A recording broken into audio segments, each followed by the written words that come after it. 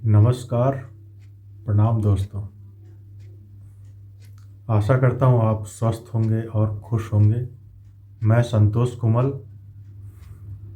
आज हम कुछ अलग टॉपिक पर बात करेंगे। दोस्तों, अनुकूल परिस्थिति में तो सभी आपका साथ देने को तैयार रहते हैं, लेकिन जब परिस्थितियाँ विपरीत होती हैं और कोई आपका साथ दे तो आपकी आत्मा से उसके लिए बहुत ही आशीर्वाद बरसते हैं, बहुत ही धन्यवाद बरसता है। कुछ समय पहले आपको भी ऐसा अनुभव होता होगा। कुछ समय पहले मेरे पास साधन नहीं थे जाने के, गाड़ी के, तो कोई भी व्यक्ति लिफ्ट देता था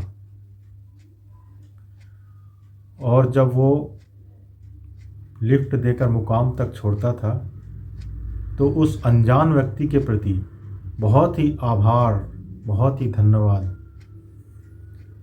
निकलता था दिल से। और आज भी उस व्यक्ति का चेहरा जहन में बैठा हुआ है और कभी भी वो याद आता है, चेहरे सामने आते हैं तो वही भाव, आनंद और खुशी का और उसके लिए आशीर्वाद बिना चाहे अंदर से एक शुभेच्छा और एक आंतरिक उसके प्रति तरंग, अच्छी तरंगें उसके प्रति जाती है, बहती है।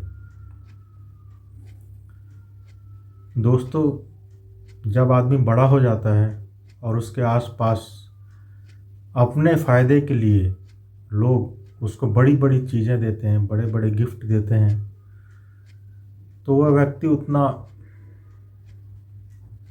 आह्लाद महसूस नहीं करता। लेकिन जब कोई व्यक्ति वाकई में ज़रूरतमंद हो और आप उसकी मदद करते हैं, भले ही आपके लिए वह मदद करना बहुत छोटी चीज़ हो, लेकिन वह व्यक्ति आपको ज़िंदगी भर याद करेगा, ज़िंदगी भर दुआएं देगा और अनायास ही आपके अंदर भी उसकी दुआओं की प्रतीति होने लगेगी। जैसे ही आप उसकी मदद करेंगे तो अनायास ही आपके अंदर भी एक ठंडक, शांति और सुकून महसूस होने लगेगा।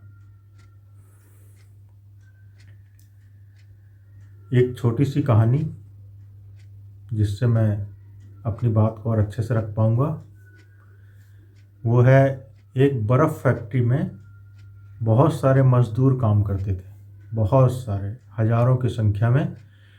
और उसका एक गेट कीपर था जो उनकी एंट्री लेता था, कितने मज़दूर हैं अंदर, उनकी सबकी एंट्री लेता था। तो हज़ारों मज़दूर उस बर्फ़ फैक्ट्री में काम करते थे। उनमें से एक मज़दूर था जो एंट्री लेने वाला जो व्यक्ति है उसको रोज़ मुस्कुरा कर आप कैसे हो और उसका नाम से उसको बुलाता था और बाकायदा अभिनंदन करता था, नमस्कार करता था उसको।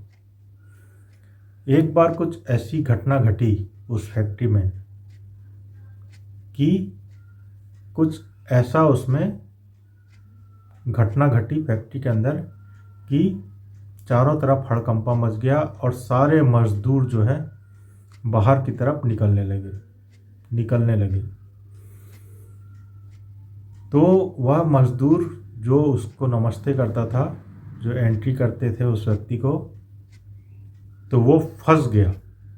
और उसकी एक आदत थी कि वह जाते समय भी नमस्कार करता था एंट्री करने वाले व्यक्ति को और वापस आते समय भी मुस्कुरा कर उसको एक स्माइल देकर फिर से नमस्कार करता था। सारे मज़दूर तो निकल गए, लेकिन वह एक मज़दूर फंस गया जो हमेशा उस नमस्कार करता था एंट्री देने वाले को। तो सारे लोग वहाँ से भागने लगे, दौड़ने लगे, लेकिन तभी उस एंट्री करने वाले व्यक्ति है उसको ख्याल आया कि अरे वह व्यक्ति तो निकला ही नहीं, कहीं फंस तो नहीं गया, क्योंकि वह तो जाते समय भी मुझसे मिलकर ही जाता था और मुस्कुरा कर जाता था। तो इतनी बड़ी घटना के बावजूद भी उसने कुछ लोगों को इकट्ठा किया और उस बर्फ़ फैक्ट्री के अंदर गया और उस मज़दूर का नाम ले लेकर उसे चारों तरफ खोजा। तो देखा कि वह एक बड़े से सामान के नीचे दबा हुआ है और उसे वह बाहर निकाला और उसे सकुशल घर पहुंचा दिया।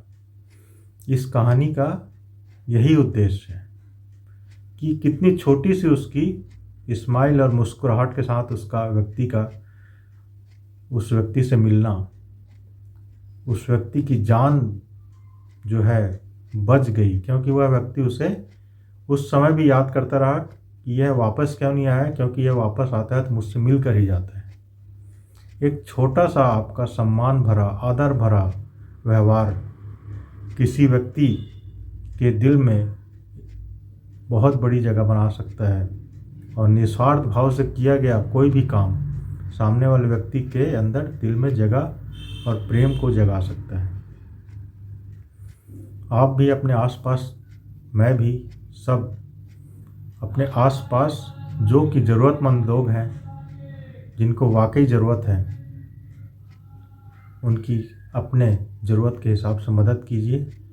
फिर आप देखेंगे अपने अंदर वो उगता हुआ सुकून, वो आनंद, वो बताया नहीं जा सकता शब्दों से, क्योंकि ऐसी मेरे साथ भी कुछ घटनाएं हुई हैं जिनसे मुझे बहुत अपेक्षा थी कि यह आदमी मेरे बुरे वक्त में मेरी मदद करेगा, लेकिन वक्त जब सामने आया तो मामला कुछ और ही था। जिन्हें हम जानते नहीं, जिनसे हमारी अपेक्षा नहीं थी, वैसे व्यक्ति ने मदद की और उनके लिए भी बहुत बहुत आभार और धन्यवाद दिल से निकलता है।